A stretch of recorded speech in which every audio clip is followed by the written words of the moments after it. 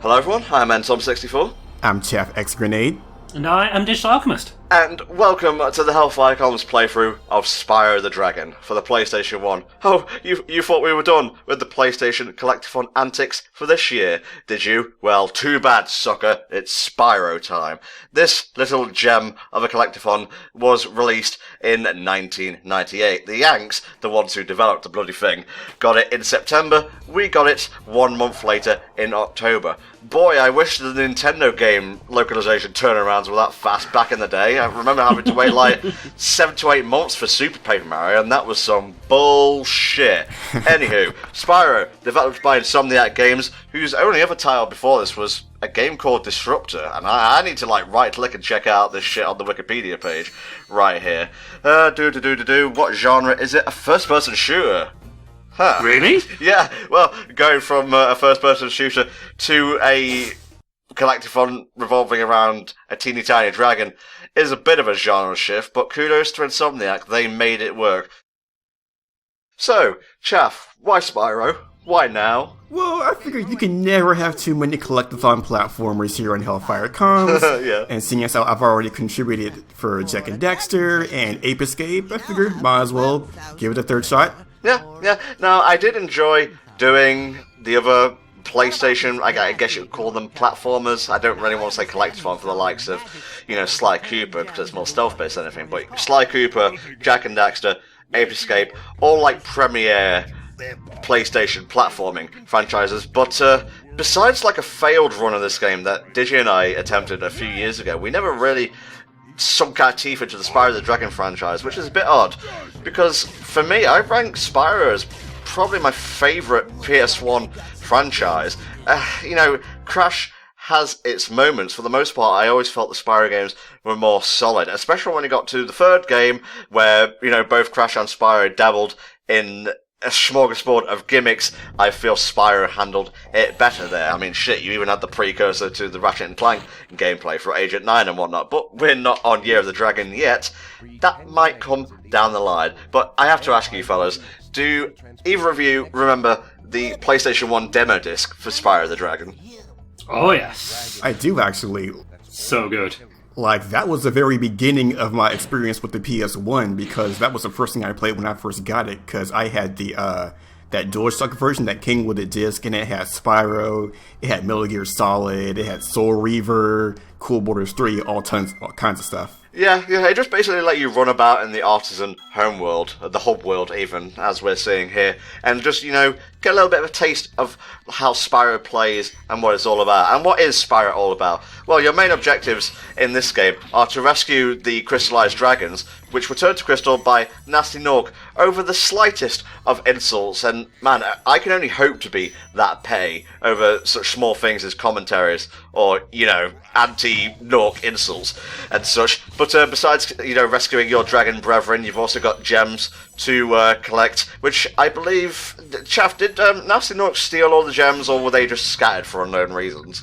I believe the gems are just part of the worlds themselves, and he uses power to turn the gems into monsters. Ah, yeah, is that actually in the game's manual? I believe so. Oh my god, he's actually got it there.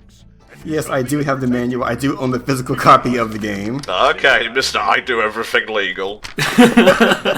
Look at this old school chump. I mean, who, just whilst you're looking it up, who leaves their gems around like this? This is so irresponsible. Yeah, the stereotype about dragons is they're very protective about treasure, so to just leave it hither and thither, I guess Insomniac were very progressive for the time period. They wanted to get rid of that anti-dragon stigma that kind of permeated pop culture. Yes, I remember the Great Dragon Culling of 1963. You know what, right? I bring up these things and you just mock me every single time. What's an NTom got to do to get some respect around here?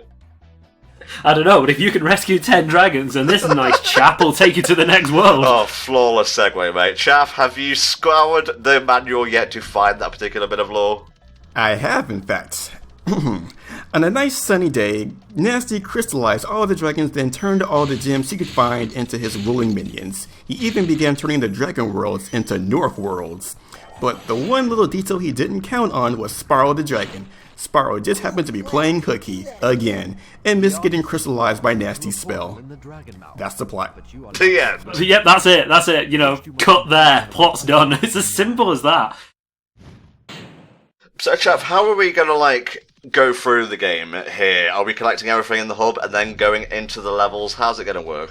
First, we're going to get all the dragons and the gems in the hub, then we'll go to each level, do the same, and then we'll take on the flying levels, the boss, and then move on to the next. Nice. I don't really appreciate this guy's name lacking an H, by the way. Very odd way to spell, Thomas. Thomas! Doesn't quite roll off the tongue as well. No, it does not. So, Digi, your memories of Spyro, mate, give them to me or I shall turn you into crystal. Oh no, not nasty Gnorc! My memories of Spyro obviously start with the demo disc. I got that little bad boy with the PS1 even, you know, the little slimmer one. You got a little demo disc in a booklet. Nice. That told you everything that was in it. So that was my start with this series. And sunk my teeth into the demo, and, you know, as they say, the rest is nostalgia-ridden history. Indeed. It was pretty much the stepping stone into my platforming career. I believe you mentioned something similar, Chaff. Yeah, I did start off with the original demo, but then later on I ended up renting the game. You know, back in the day you had to go to a store and rent games. But, Get out. I don't understand this word. Alright, first level, Town Square. This was in the demo, I believe. Mm-hmm. Yes, there was the Homeworld, Town Square, and I think there was one more level. I think it was Stone Hill, I think. The other portals had this really weird, just sort of bricked up thing going on, which I thought was quite funny. Just like, oh, well, they're renovating the portals. Yeah. Oh, just flung right into nostalgia lane right here. The cars are telling me to get out of the way, but I'm not heeding them. I'm just rolling under every other car's like bumper and whatnot, trying to collect dragons, and oh my god, it hurts. Ah, yes, the nostalgia highway. Dangerous yet so satisfying. Use the L2 and R2 buttons to get a good look. Weren't most of the dragons voiced by like 3 guys just putting on silly voices? Yeah, one of them was Clancy Brown, who voices like every burly dragon in the game. He voices like at least half of the dragons in this game. Why were you tormenting that poor bull? You sick, twisted human being, Chaff. Good God. I'm not twisted. Just misunderstood. Okay, so take us through, like, Spyro's actions and whatnot. Obviously, he can breathe flames since he is a dragon, you know, small or otherwise, but what other actions does he have at his disposal? Well, he also has the ability to charge by holding down square, and he headbutts enemies with his horns, which is a pretty good way to break certain obstacles, defeat enemies that can be beaten with flame, and also he just runs faster, so it's a good thing. There was nary a moment where I wasn't pressing square in Spyro the Dragon, I believe. And of course, most importantly, you can press X in the air to glide. You're going to hear this a lot from these dragons, where they're always stressed, you know, press X at the very top of your jump, because especially in the first game, there's going to be some glides where pressing X at the right moment can make all the difference. Yeah, very do-or-die situation, because it wasn't until Spyro 2 Gateway to Glimmer, as we call it in the UK, I believe it was called Ripto's Rage in America, Chaff? Yep. It wasn't until then that Spyro got the hover mechanic, which you could activate by pressing triangle. It was a fucking godsend. Seriously, try playing the second or third games and then go back and play this little gem. You'll notice a difference right away. The best difference is that in the first game, just to really fuck you over. So in 2 and 3, you glide and press triangle to do the little hover flutter. If you press triangle in this game, you drop. You stop flying. And just hit the decks. And it's just like, oh, that's not what I wanted to do. Oh, that's a pit of water. Oh, okay. Yeah. Because Spyro can't swim in the first game either. That was added in the second. So it's very much a sort of a stripped down version, as it were, when you go back, you know, from 2 to 1. But it was very much purer for it. Well, I was going to launch into a spiel about the egg thieves here, but you killed the first one before I could even get the words out of my lips. So, is that just what they are? You know, they do what they say on the tin, they just steal eggs, so you gotta chase them? Yeah, they just seem to be another one of Nasty's minions. But there's also a helpful little tip for when you're trying to chase them down. If you, you circle to fire your flame and then immediately charge, the hitbox of your fire moves with you, so you can actually get a head start and maybe kill them early if you're good. Ah, nice. Look at these hot tips coming from official PlayStation Magazine, November 1999. Yes, indeed. I trust we're going for 100% in this run, Chaff. Oh yes, it is a collectathon, so we're going to get all of the things. Actually, Tom, I think I'll find it's 120% in this game. Go to hell, Digi. That's the weirdest thing, about Insomniac, kind of. They always just had to go that little extra mile, because it's just like, okay, well, we've got 100%, that's cool, that's cushy, we can do that. But what if we had 20% extra? They're literally turning the dial to 11. It's just, I don't understand why they did it. I mean, I love them for it, because it's ridiculous, but God bless them. They weren't the only ones guilty of that, though. Naughty Dog did the same, but as we've mentioned in, other collectathon playthroughs, or, just PlayStation platformer playthroughs, PvP for short, Insomniac and Naughty Dog were, and hopefully still are, the best of buds. And just in terms of how we're splitting these videos up, we're basically doing half of a world in one video and the other half in another video, just to give us, at this most busy time of year, a bit of breathing room. And I say we, I mean me, because I'm the one who edits everything here. The one-horse powerhouse that is the Tom. The man behind the edits. Indeed. Well, it wouldn't be possible without Digi here, helping with the co-comms, and also you, Chaff, also helping with the co-comms, and also recording the games. That most important bit, otherwise we'd be talking over nothing. But let's talk a little bit about the levels themselves. Stone Hill, right here, is probably, I would say, my favourite level in the Artisan homeworld. Town Centre, or whatever the fuck it's called, I've honestly forgotten at this point in time, is okay. I mean, the bulls are an interesting addition, teaching you about, advanced enemy movements, trademark, but other than that, it's super duper short. I mean, here you get wide open green pastures, wonderful blue skies, there's even a little beach area down there, and you've got plenty of room to, practice your charge and dash about and whatnot. But, yeah, that's my opinion. Take it or leave it. It's a nice breezy estate.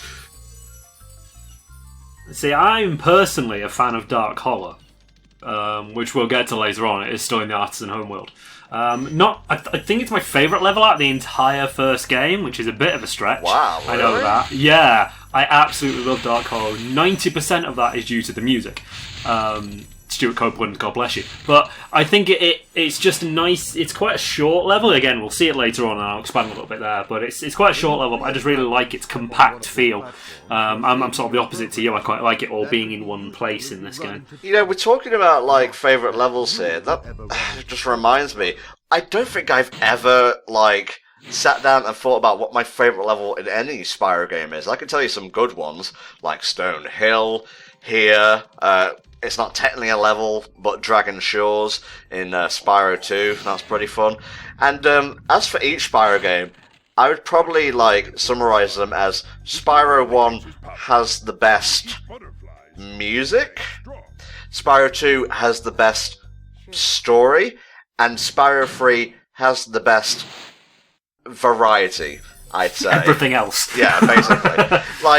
I like the music in the other Spyro games, but I think the most iconic tunes can be found in the first Spyro game, and Stuart Copeland just pretty much hit it out of the park, really. Oh, definitely. Yeah. Yeah, I guess as far as favorite levels go, as far as, the Artisan levels, I would probably pick this one as well, because I remember as a kid, just the idea of having this huge open area to run around in, that was, just blew my mind at the time. It's totally, whoa, dude. Teeny tiny Chaff was so totally out of it. Okay, we got some really pissed off rams here, and they're just basically being goaded on by the shepherds over there. Don't get too close or they'll whack you with their shepherd stick. Would you say that they are being goated? You're so fucking funny, Digi. I try. That came out much more passive-aggressive than I meant it. What do you mean? That's your default state. I know. I'm insufferable. How can anyone put up with me, really? I love the little whirlwinds. Just Spyro's just yay! Gildas, What kind of name is Gildus? It's a very expansive and regal name. How dare you? Thank you for releasing me, disappear. Oh, yeah, spoilers, like 70% of the dragons in this game only have one thing to say to you, and that's thank you for releasing me! In various states of timber. Well, it's Harborough. Either that or like giving you really useless tips. Hey Spyro, did you know that you can use the X button to jump? Pressing the power button on the PlayStation 1 will allow you to play Spyro the Dragon. Chaff. Force fields, curse you. I'm guessing that's the game's way of telling you can't go out past this point. It's too rad. Yep, it's literally an invisible wall. See, the thing is, though, at least they kept it with the pillars, you know, so it's not, like, completely out of but nowhere. It feels like it has a place in the world because of those pillars. It feels like it should be there. It's not just arbitrary bollocks. Yeah. It's interesting that we're going around collecting eggs here, because that's the main, like, collectible in Spyro 3. You know, you had dragons in Spyro 1, in Spyro 2 it was talismans, and in Spyro 3, bada bing, baby dragons. I always end up missing, like, a few gems here in this part of Stonehill, because they just kind of, like, get hidden behind the trees and whatnot. Draw distance! Yeah, there's gonna be a lot of, oh, I missed one of those details in this game. Yeah, we've talked a lot about how Insomniac are dicks and hide things from the players, essentially tricking the players, making them waste their time. I love them. Anyway, they've kind of forced that feeling onto me. I'm kind of ashamed, but at the same time, I don't really care, I am willing to accept this faux pas, because they do such a good job. Indeed. We'll see you next time for the second half of the Artisan World.